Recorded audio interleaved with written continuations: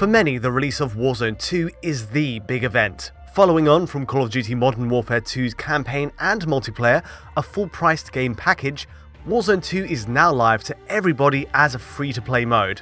Battle passes and microtransactions are par for course with free-to-play games, of course, and this is no exception, but fundamentally, Warzone 2 is playable without really having to spend a penny.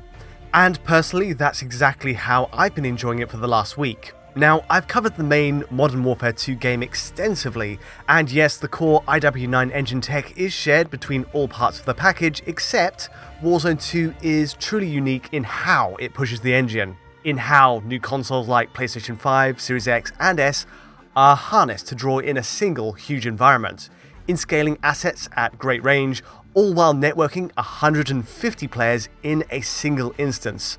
So, how do these three new consoles stack up visually? Is 60 FPS a lock for each?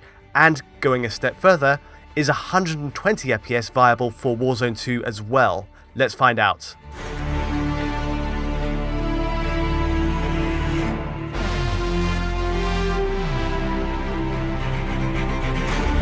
As a Battle Royale mode, easily the most exciting part to jumping from the old Warzone is its new giant-scaled map, named Al Mazrah. Al Mazrah is colossal in size. It's a joint effort between multiple studios within Activision and, as a result, ranks as the biggest battlefield in the series' history. Now, we caught tiny, bite-sized portions of Al Mazrah in Modern Warfare 2's Team Deathmatch mode already, with maps like Al Bagra Fortress and Tarak, and even classic maps from the original 2007 Modern Warfare and the 2009 Modern Warfare 2 make cameos, like Showdown, Terminal, and more. As a long-time Call of Duty fan by this point, just seeing how the complete map slots together is quite a sight, always full of new surprises and nods to the series past. So I've barely scratched the surface of what's here, but also worth noting is that Warzone 2 adds several new mechanics, some more substantial than others, but chief among them is aquatic combat.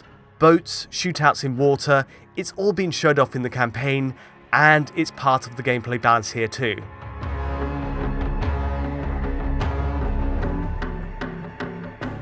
So to the comparisons. Now, to cover a mode like Warzone 2 in a DF-style tech analysis is an unusual challenge. I mean, how do you compare a game with so much variability, so much scale, with no scripted set pieces?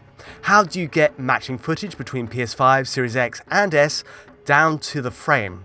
The answer, it turns out, is in the game's spectator mode, and making the most of Warzone 2's crossplay support. So here, I set up a squad with the entire DF team to video capture the game simultaneously on different consoles.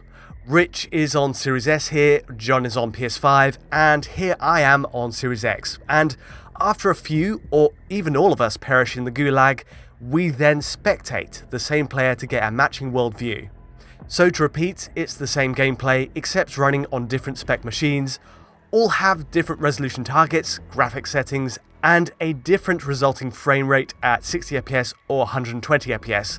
But the result is honestly fascinating to see when all three are pitted together. Speaking on the setup here, I'm using Warzone 2's default graphics settings on console, at least mostly. The field of view setting is kept at the default 80 and we keep depth of field engaged as well. That said, to make the visual differences easier to spot, I've switched the world and weapon motion blur off on PS5, Series X and S. Plus, film grain is set to 0 for a similar reason. Clarity is boosted, plus it generally helps with video compression, so a double win there. This gets us a clear, crisp view of Al Mazrah in one matching sequence, and to be blunt, PS5 and Series X are broadly identical as you'd expect. All settings are very much a match on the premium flagship machines in terms of resolution, shadows, textures, and crucially the foliage density. The Series S version though, well, that's where the downgrades become more apparent, and also where we see Warzone 2's biggest divergence from the core Modern Warfare 2 campaign.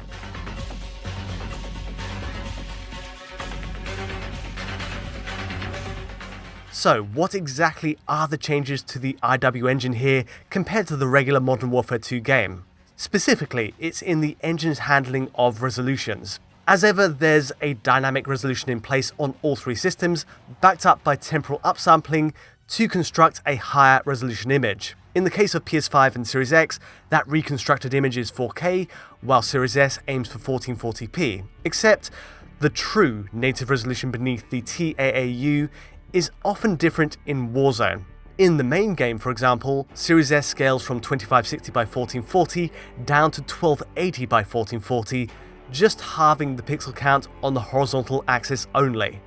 And that works brilliantly for holding up 60 FPS, but in Warzone 2, more drastic measures are in place to adjust GPU load on Series S to account for, say, the huge map size and 150 players going into action where anything becomes possible.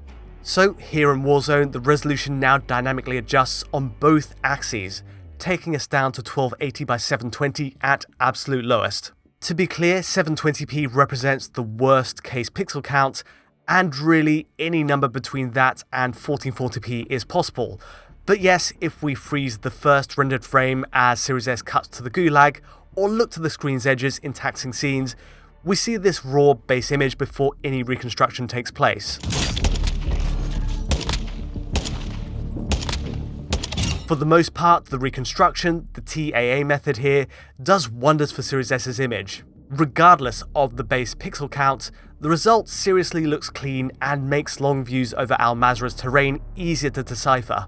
Now, as for PS5 and Series X, this again shows a difference to the core Modern Warfare 2 game. PS5 and Series X now scale on both axes to a lowest native resolution of 1920 by 1080, again reconstructed via TAA to 4K. For perspective, the lowest number in regular team deathmatch games was 1920 by 2160, where the scaling was just on the horizontal axis. But yes, given so much is possible on screen in Warzone 2, evidence does suggest a new lower bounds for the pixel count is in place. So the end result isn't a true 4K, certainly not all the time. We get numbers between 1080p and 4K, but the perceived effect on a 4K screen is still pretty decent.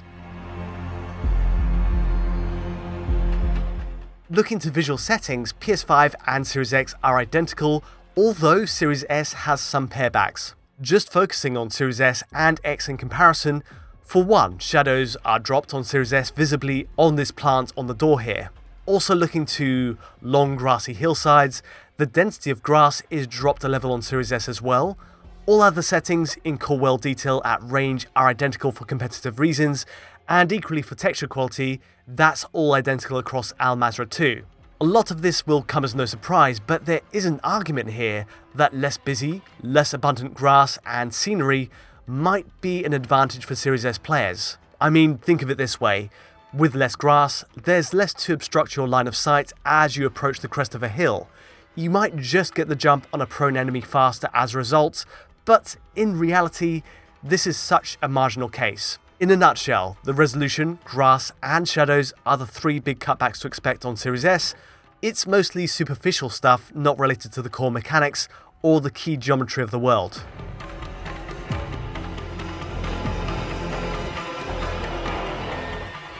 The comparisons between Series S and X mostly speak for themselves. The loss in resolution for Series S might just be the biggest factor in the competitive sense, but both are solid, robust ways to play the game, especially considering their optimization for 60 FPS. Now, there is a 120 FPS mode on all three systems, even Series S, but let's start with the basics. Just how well does each version stack up with a 60 FPS target? If we're talking about the PS5 or Xbox Series X systems, there's really no issue here. In a three-way split, I've barely seen much more than a single frame dip.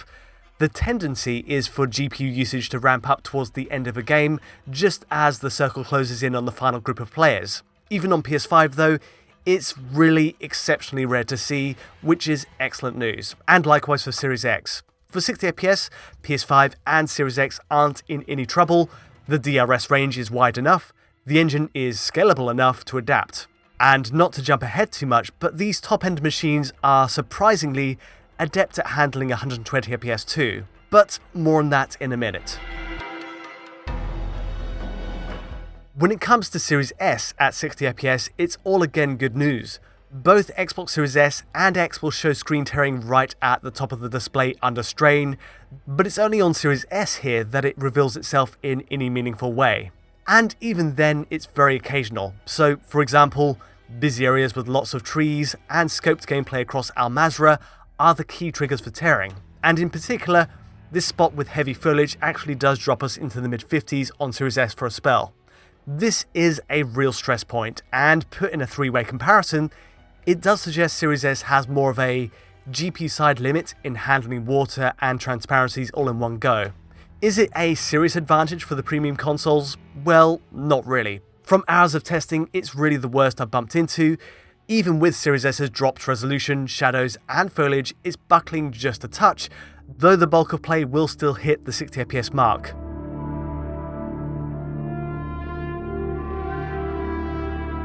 All good news then, and it's very hard to criticise the 60fps mode given how watertight it gets. Even spectating as the gas pushes the players right to the last circle just shows a plain 60fps reading. The more exciting test then, to really split the three, is in the 120fps mode. Now, from what I've tested, the core rendering setup, the resolution bounds, settings are similar to running at 60fps, though DRS in theory will pull the resolution to the lower end of the spectrum in order to hit 120. Usually we'd say a doubling in frame rate doesn't come for free, but in PS5, Series X and S's case, well, Warzone 2 is truly often a great fit for genuine 120Hz gameplay. Perhaps it's down to the cross-gen nature of its development, where a console like PS4 is the target for 60fps, giving these systems so much more headroom to play with. Either way, here's a three-way split again at 120fps. Inevitably, there are more clear sustained drops, especially on Series S, but on PS5 and Series X, we're often between 100 and 120fps, which is absolutely enough. The drops won't be too perceptible in action, even at 100fps, and with a VRR display, the jumps in frame time between the two marks will be smoothed out even more.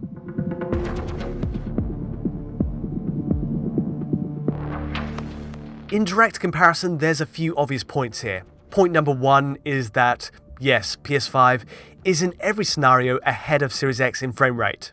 At the very worst stress points, the margin of the lead goes up to around 10fps in PS5's favour, plus Sony's machine, as you've noticed, has no screen tearing to deal with either. For the sake of presentation here, I've switched the tearing reading off, just to make the graph lines more legible, but yes, bear in mind, the Xbox machines do tear right at the top just as with the 60fps mode.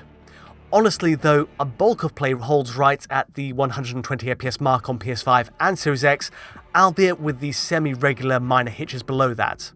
Given these small frame drops appear just as we pick up weapons, enter vehicles and so on, nothing too taxing, the culprit is likely more on the networking side.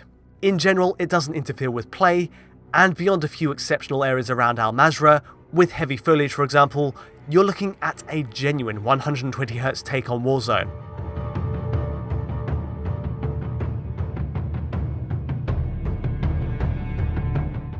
Point number two, Xbox Series S typically does not hit the full 120fps line for any consistent stretch.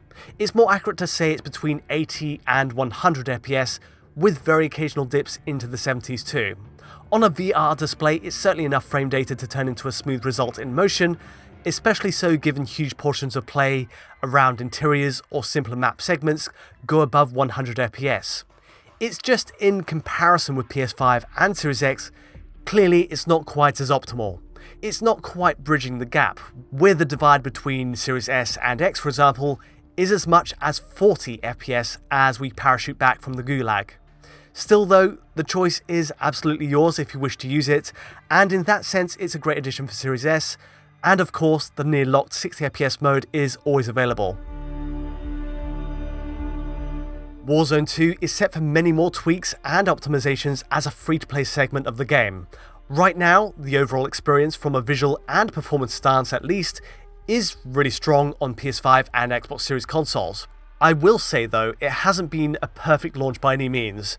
Just in testing Series S, I've experienced gameplay crashes, sending me right back to the Xbox menu, and likewise for other DF team members, we've had crashes while putting this video together. There are plenty of teething issues at launch too, like with the social menu tab, and also networking troubles. There are points in play, which you might have noticed, even on Series X running at 60 FPS here, where the enemies struggle to update at a decent frame rate, to such a point it's really impossible to play at times. But honestly, this has been an intermittent issue. Broadly speaking, most games have been absolutely fine, and again, this ranks as teething issues. The outlook for Warzone 2 on newer consoles is promising then. That 120fps mode works beautifully on PS5 and Series X, while Series S is certainly no slouch either, though 60fps is a tighter lock there. Image quality and shadows and foliage tweaks aside, it's entirely competitive with the more expensive consoles. But as a cross-gen game, Warzone 2 is about much more than optimizing for the latest and greatest. Looking at the last-gen versions like PS4, PS4 Pro, and especially Xbox One and Xbox One X, it'll be interesting to see how they stack up. I've actually done some early digging into this. There will be a full analysis of all 4 older machines, plus comparisons with the new generation consoles coming up. The big question there being, of course, does the base Xbox One put in an even remotely passable take on the experience, and is it possible to get by on the Xbox One X or PS4 Pro versions? All of this is to come in the next analysis, but for now that's all for today. If you did enjoy this video, feel free to like or subscribe, and don't forget to hit that bell for instant notifications as any new video lands. To get high quality versions of this video and many more, just check out our Patreon at digitalfoundry.net, and to get in touch directly, just use Twitter. But from me for now, thanks for watching.